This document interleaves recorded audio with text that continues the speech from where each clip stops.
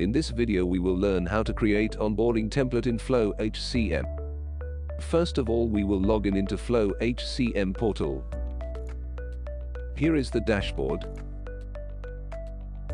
Click on the onboarding module on top navigation bar. Click on onboarding settings form. So here you can see onboarding template form. Click on the add template button.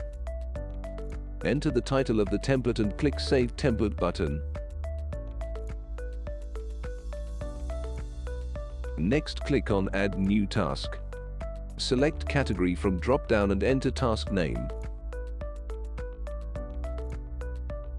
Define the description for task and select the employee to assign the task.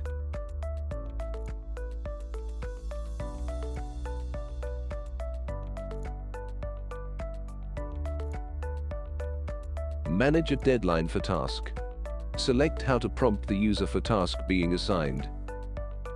You can attach a file if required. Click on Save button to add task.